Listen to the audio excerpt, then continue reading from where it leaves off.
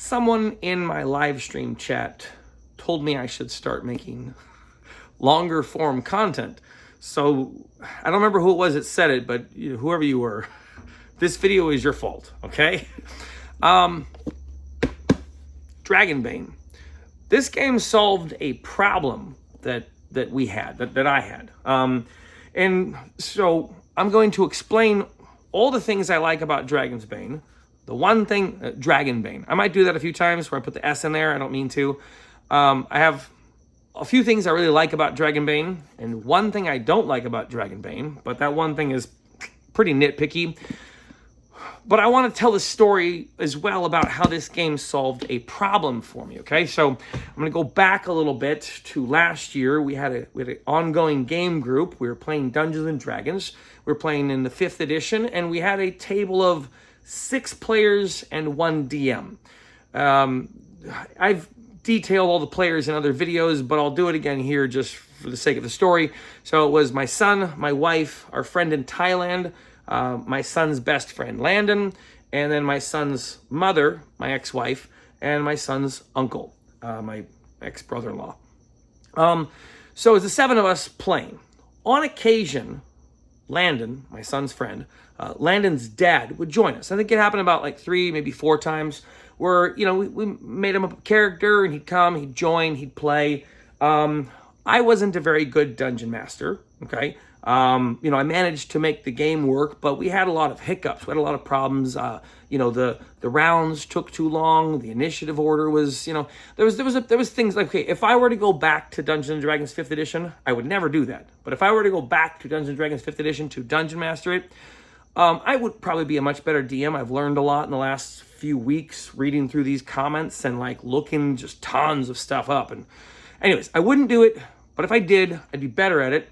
And some of the reasons I'd be better at it were would probably solve some of the issues that Landon's dad had with the game. Okay, but at the same time, Landon's dad had a lot of trouble with this is a Dragonbane character sheet, but it's going to stand in for a D&D character sheet. Landon's dad had a lot of trouble with the character sheet. He was playing an archer or something. And, it was just complicated for him. Like, which dice to use? He's looking at the dice down on the table, and he's going like, is this a D10? And we're like, no, that's a D20, And so that never got better. There was never a point where Landon's dad knew what to do and how exactly to do it with his Dungeons and Dragon character. So at some point, he just stopped showing up. It was too complicated. He wasn't going to, like, schedule for it or whatever, okay? We, as a group, eventually got bored of Dungeons and Dragons. It was me mostly, but my players were also like, sure, we'll try something else, okay? And we moved to Shadowdark. And Shadowdark has been amazing. It's been so much easier. It's been fun, right? But in my mind, Shadowdark, because of the way the system is designed, Shadowdark games tend to lean a little bit more into narrative stuff. Like, they talk their way out of a fight. Like everyone's getting their bows drawn, but then like someone goes, wait, but just wait, right? And the fight kind of de-escalates for some reason or another. There have been occasions where that can't happen, and there will be occasions where it can't happen in the future, but largely, I allow my players to lean into the negotiating and role-playing aspect of the game, okay? Which means, in my mind, I don't think it's a game that Landon's dad would like. I think Landon's dad's a little more tabletop wargamer, right? So when I was looking around for systems, because I don't want to say like I took it as some besmirchment to my DM skills, but when Landon's dad didn't come back to play anymore, some of it I could easily blame on Dungeons and Dragons. Like, this game's complicated and there's too much stuff, and the rounds are taking 45 minutes for the turn to come back around. So there was some Dungeons and Dragons 5th edition issues, but there was also some me issues, right? I wasn't doing turn orders well enough when it was outside of combat. I wasn't keeping people's turns moving fast enough. I was allowing my son to kind of dominate some of the games too much, tell people what they should do on their turns. And once we started Shadowdark, a lot of that stuff, I was learning. I was trying to get better at DMing. I was trying to make the system work well. Okay, so I was looking for a system that had a tiny bit of crunch, like had some tabletop wargame crunch to it. Like Shadowdark would be a little bit like, because we tried playing Mouse Ritter with Landon's dad, okay? And Mouse Ritter was too much like, well, what do you do? And like, he just was like, I don't know what I do, right? So it was too open-ended, okay? So when I started hearing a little bit about Dragonbane, you know, like in my mind, like the wheels in my head started turning. It's from the Beauty and the Beast, whatever. It's Gaston. Anyways, wheels in my head started turning, and I started going like, ooh, maybe that would be a system, right? Like maybe that would work. And so I went and picked up the book, right? And at the same time, I got the Bestiary book. And I really like both these books. I'm going to, right now that I've given you the preface for the story, I was looking for this system to try and find a system that Landon's dad could play. In the back of my mind, there's a few other people in mind where I'm like, oh, maybe I could get this kid or this person to also play this system because of how it's designed. So now I'm going to get to my list of things I like, and I'm going to detail why I like them and how they made it so that we had a really successful game yesterday. So yesterday we actually played a one-shot with myself, my son, Landon, and Landon's dad, and it went great. Okay, but I'm gonna get to my list, and that's gonna help me to tell the story of why it went great. Okay. So my first complaint about Dragonbane is, again, it's a nitpick. It's a small complaint. The character creation process took too long. I know that the character creation process in this game could probably take a seasoned D&D player or a veteran tabletop, role-playing gamer, probably about 5 to 10 minutes, maybe 20 if you were really trying to read all the heroic abilities and stuff. Okay, but probably 10 to 20 minutes, okay? But it took us like it took us almost an hour trying to get through it, okay? There was making Landon's dad's character. I'm just going to call him Steven. His name's Steven. Okay. There was making Steven's character, all right? And then, once we were doing that, then my son and Landon were like, oh, we forgot to pick our heroic abilities. And so they had to read through them a bunch. And so the character creation process took a long time. The reason I say this is a nitpick, I dropped my notes. The reason this is a nitpick is because if you buy the starter box of the game, which I would actually probably recommend to people, you've got like 5 or 6 pre-generated characters. I think you can even go to Free League Publishing website and get the pre-generated characters, which I would recommend you do. If you are introducing this game to new players, just use the pre-generated characters. And the reason is like that front loading of like a task, it's to a person who doesn't know how to do tabletop role-playing and is new to it, it's like asking them to go to the DMV. This is not a privilege and a pleasure. To a tabletop role-playing gamer, this character creation thing is a joy. It's fun. It gives you the option of doing it random. It gives you the option of picking your stuff. It gives you the option of doing random and picking your stuff. It even has little random tables to generate the character. And I think it does, right there. So like, here's my kin. It's a D10 table. So like right off the bat, I can start going, I'm going to make a random character. And if I know how to do it, again, this would be like 10 minutes or something, right? Especially if I know all the heroic feats, because that's the part where like the chunk of the reading is going to be done. The rest of it, it's like, look, these like, these pages, there's a lot of art in the pages. There's a lot of tables and stuff. They did a really great job designing this book to make it easy to get through. This was easy-ish for Steven to get through with, his son and myself helping a little bit, okay? But, all right, let me go. So again, my nitpick is character creation took a little bit long, but that's because, we weren't perfectly familiar with it. We were trying to take a new player through it. And again, if someone's interested in this game, there's like a starter box. I think it's $40, maybe 50, but I think it's 40.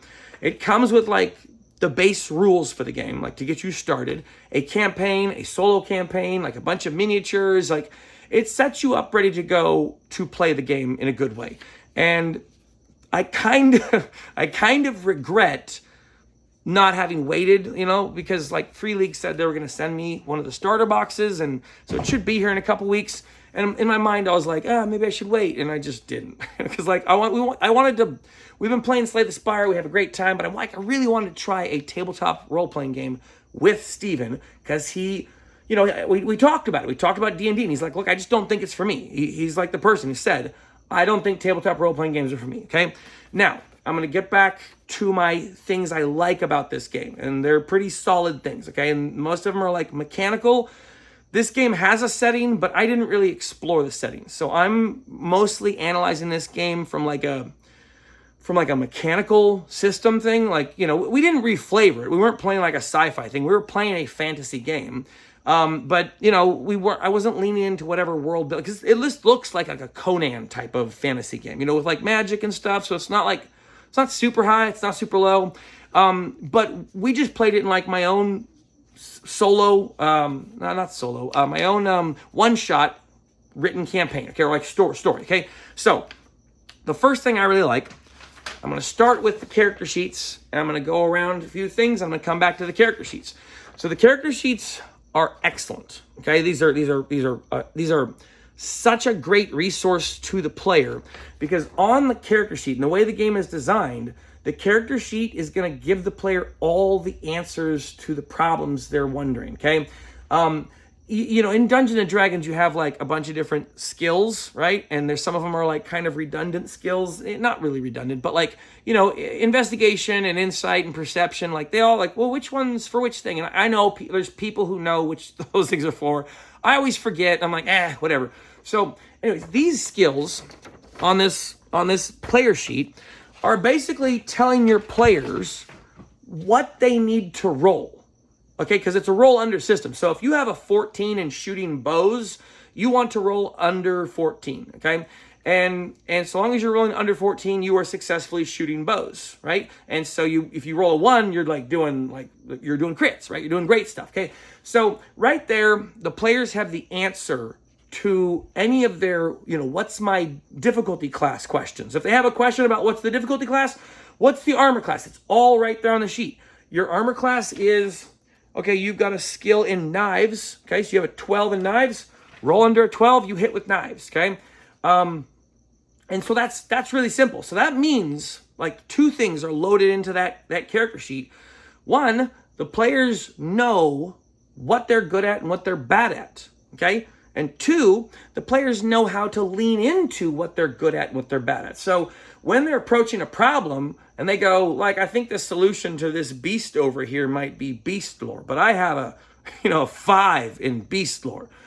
So instead of beast lore, is there something else I could do? And they kind of look at the list here and they go, myths and legends. Maybe I'm better. Maybe I'm skilled in that or something. And so, you know, it allows your players to try and start thinking in a role-playing way, you know, where, like, for example, they're going to try and, you know, break their way out of a cage, and they have a high skill in crafting.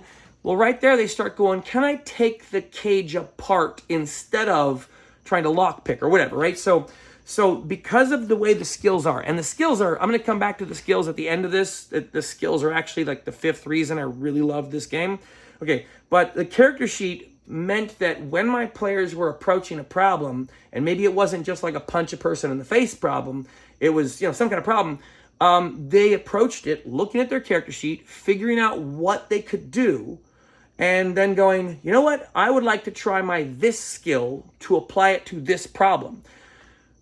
This is a game system that I would absolutely recommend to a new dungeon master. If you're a new dungeon master, I highly recommend that you just look at the Dragonbane system, possibly just pick up the starter box and bring it to your friends, because it's such a good player-facing system that it lightens the dungeon master's load considerably. I did minimal prep for our one-shot adventure. I mean, like, you know, I had the story, I had the map, I had everything laid out, you know, in the situation, but I just set up a situation for my players to interact with and gave them like monsters and enemies or whatever. And there was so many things that my players were doing for me because their character sheet told them the answer to the problems, that all I had to do was, oh, looks like you made it, right? Like I just, congratulations. Like that, my job was so easy. I ran some monsters. My players dealt with problems. You know, I didn't have to tell them like, oh, well, the DC for that's going to be a 15. No, they know what the DC is, okay? You get it. I'm not going to keep hammering the point. Monsters. The monsters in this game are so good. I know there's going to be people, I know there's going to be people who are like, you know, look, that's a crap monster manual. I'm not recommending this for like super veterans. Although if you're a super veteran and you want to have like a really chill game, this is probably for you. But for a new dungeon master, like if you're a new Dungeon Master or you're a Dungeon Master who wants to take a little bit of a break, this bestiary book is so chill. They got tables in here to tell you what the monsters do, okay? And like, okay, there's a part of my mind initially, maybe your mind as well, that goes, oh, but that's going to make it really dumb, or that's going to make it all random, or that's going to make it so my players don't take the world seriously or something. And I'm like, no, at least that's not how it worked out, okay? So I have this fairy, right? And this fairy has a 1d6 table over here of things that the fairy's going to do if this fairy gets into a fight with my players, right? And so once we're in a fight, this fairy's just always hitting, okay? This fairy has a movement of 16 and a hit points of 6, all right? The fairy's always going to succeed at hitting when it's trying to hit. And when it does a hit on one of my players, we roll a d6, and this little box tells us what the fairy is doing, right? So, pinpricks. Several fairies swarm around the opponents and stab them with their needle-sharp daggers. You roll a d10 to do damage, and then they get a dazed condition, right? So, and there's random different things. We had like a flying creature, and at one point, see, the thing that started occurring to me as I was looking at this could help a new DM to narrate a combat, right? Because like you've got a combat, and sometimes you're going as a DM like, I don't know who should this guy attack, or why would he attack it? And let's say you have a monster in this case, and you roll on this d6 table, and it tells you that the monster is going to jump up in the air and do a flaming attack across the battlefield. Well, boom, there you go. The story kind of plays itself out with the random table. I found that very helpful. And I found that very helpful not just to like offload some of the work of DMing, but to also give me some creative inspiration for how the rest of the battle will take place. Because the moment my troll picked up the owlbear creature and threw it, right? Like the next follow-up thing was, well, go after it and hit it some more, right? So it gave me a focus for how to adjust my combat narratively, okay? And I think that's helpful, especially if you're a new DM. You know, you got a table full of monsters in front of you, whatever. It can be very daunting. At least it has been for me. That was one of the things I hated the most about Dungeons & Dragons 5th edition. Oh my goodness, man, I hated those monsters in Dungeons & Dragons 5th edition. I hated a table of information, and then it's like, here's 10 spells this guy has, and I'm like, what? I gotta know all those spells? You know what I mean? Like, oh, I have to know everything this monster does, and then I gotta go look up his, so I gotta get spell cards out. Oh my goodness, no, I just never brought casters, right? So some of the solution to that problem is this very simple system, okay? And if you're a new DM or a DM who's trying to chill a little bit, I think this system with like a little bit of the automation, a little bit of the randomness, it's really good, okay? I'm beating a dead horse now, so I'm gonna keep moving. The Banes and Boons. I know that the Banes and Boons are really a simple idea because it's basically like disadvantage and advantage, okay? I know, it's just disadvantage and advantage, but called different stuff. But they stack. That's the one difference, okay? So in Dungeons & Dragons, it's like you can have advantage or you can have disadvantage. And if you have both advantage and disadvantage, they cancel each other out, okay? In this game, it's very similar, right? But you can have multiple sources of boons. So you can have multiple sources of advantage, essentially. So what that meant was a couple times in the game, my players' characters had advantage on an attack or something just innately. But then because of something that happened in the world or because of something one of the other players did, they got to stack an additional boon, which meant that the players are rolling like 3d20.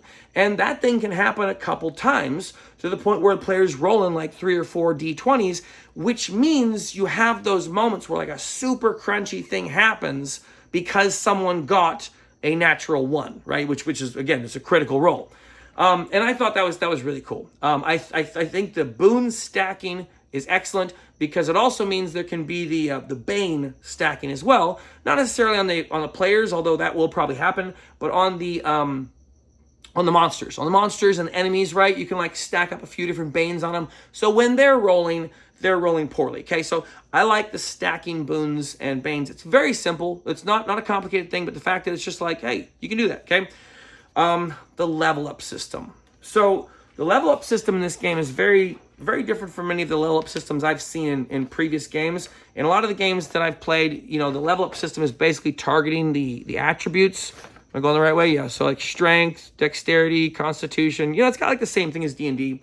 And a lot of times level up systems in games are targeting those, increasing them maybe like once every other level or once every couple levels.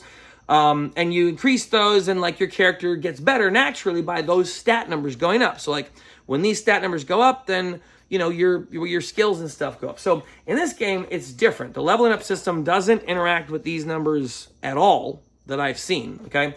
Well, what instead happens is all those skills where your players are kind of determining how they're going to interact with the world. So like acrobatics and awareness and bartering and brawling and crossbows, right? So those skills, they're going to have a chance to increase the number, right? And increase the number is a good thing. So if I have a skill of 12 in slingshots, and at the end of our gaming session, I desire to make my slingshot skill go up. I can put a pip in it, right? And I think on average you get about 5 different skills you can put a pip in.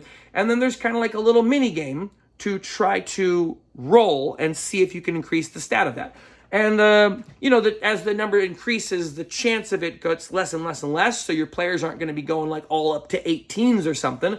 So anyways, I thought that was a cool system. And one of the things that really stuck out to me as it kind of that made it more interesting was that when players roll natural ones or natural 20s, so either crits or failures, when they roll the highs and lows, they get to automatically put a pip inside the statistic, like inside the skill of whatever they rolled that crit or failure on. So if they're trying to make an acrobatics check and they, like do a pratfall in the middle of their like heroic jump, they roll a natural 20, so they fail. They immediately get put a pip in there. It makes it not feel so bad. Like I had players rolling, failures a couple times, and I got to put a pip in, right? Like that happened like instantly. Like I got to put a pip in. So it took away from that bad feeling. So level up system, the skills, super simple. We didn't actually get to the level up, so I didn't get to see how exciting it was for my players.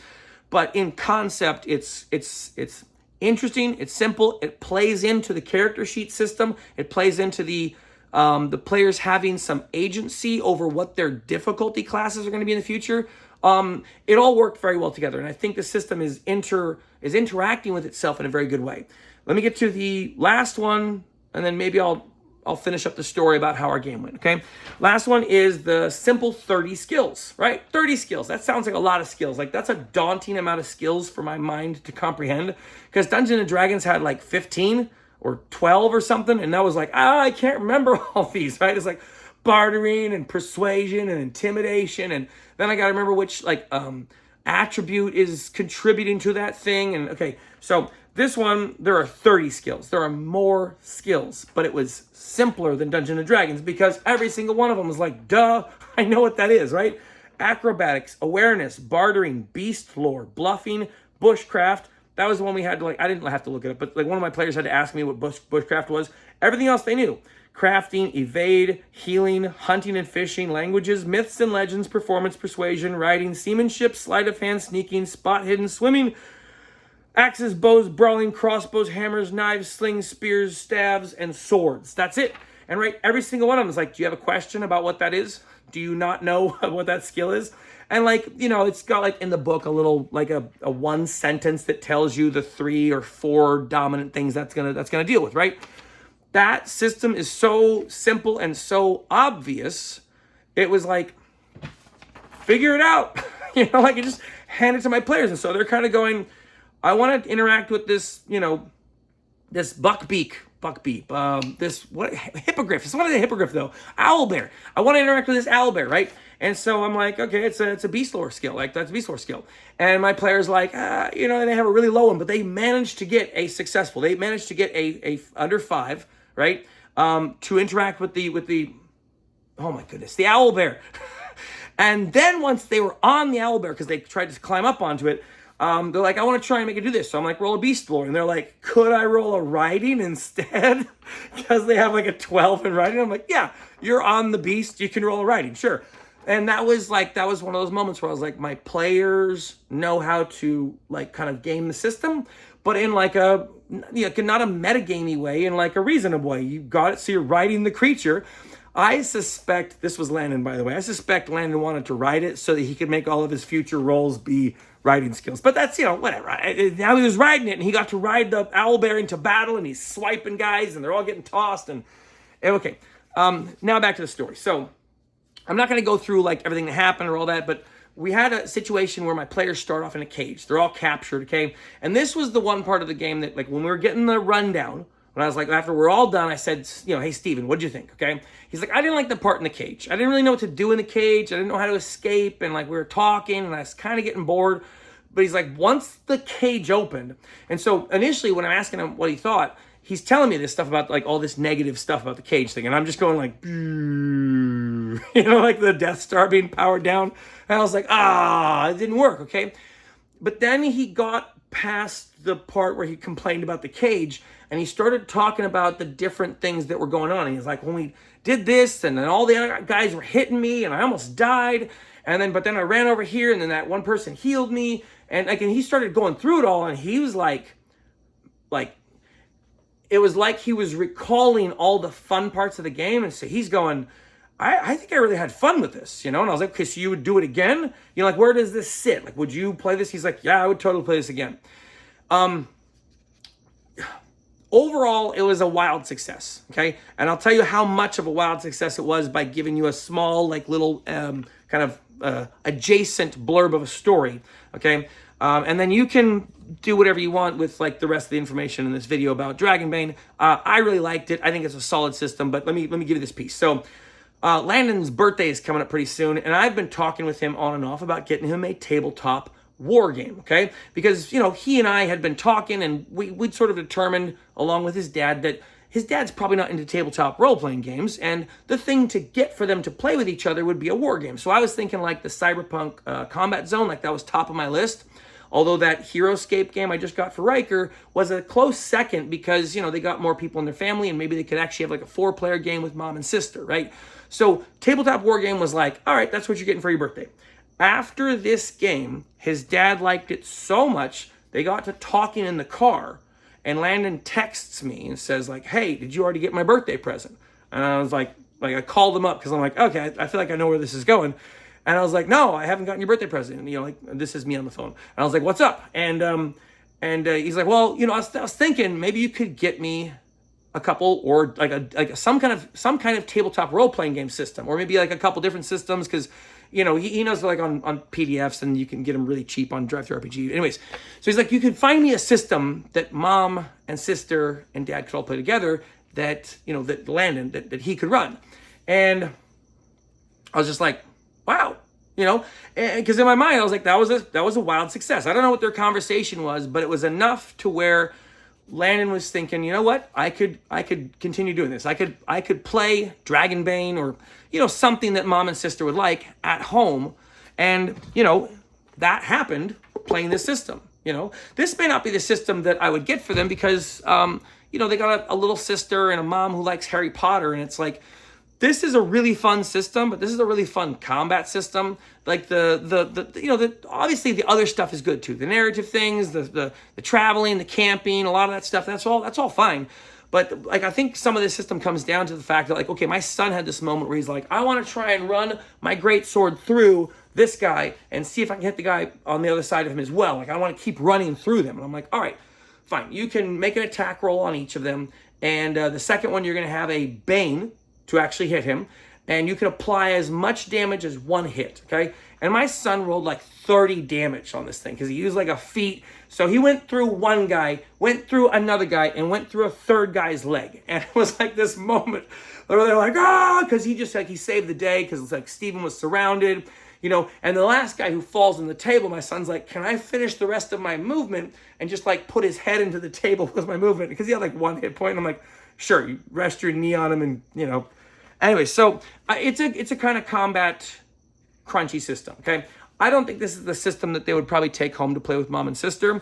I think I would probably recommend something like Tales from the Loop, because if they can learn Tales from the Loop, and they like it, maybe they'll jump into like Forbidden Land, and it's like the same system. Anyway, so this was a positive, successful experience with the game Dragonbane. Okay, if you're here towards the end of the video looking for the too long did not read, I gave 5 points about why I think it's a baller system. It's a great system to get new people into. And the other thought that I had was I was talking with my son and Landon and saying, hey, why don't you guys get your own little game group going? You get your 4 or 5 friends together from school, get together at so-and-so's house on a Friday night, and you guys could start playing a game. And this is the game that I would not make them play. This is the game I would recommend they play. Because whichever one of them is running it, this would make it so easy. As I've already gone through like some of the reasons why this game is easy to dungeon master, I think it'd be a great game for kids to start dungeon mastering. So if you got like kids and you want to get them a game group going, oh my goodness, this game would be so good to just kind of get a game group started. You know, I mean, maybe it's not a forever game. I don't know. I haven't played this in a campaign, so I can't give any like long-term information. It was very fun. It was very fun to run. Like, time flew by. I think Steven said we'd been playing for 3 or 4 hours by the time we finished.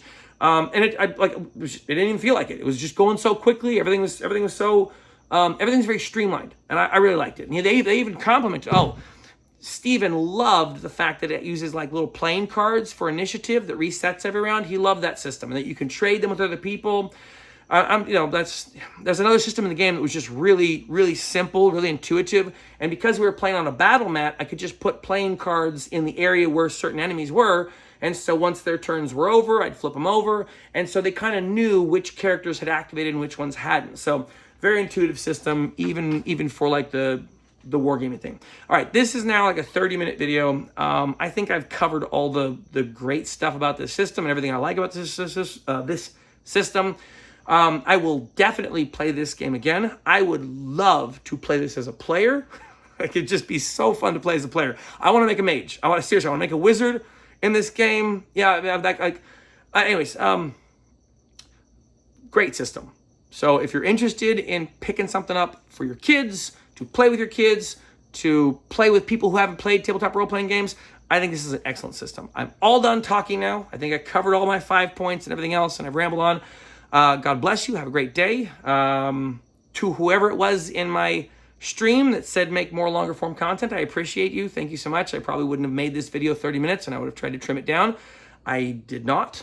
So thank you so much. I appreciate that encouragement, and this was a fun video to make. All right. Once again, God bless you. Have a great night. I will talk to you later. Bye-bye.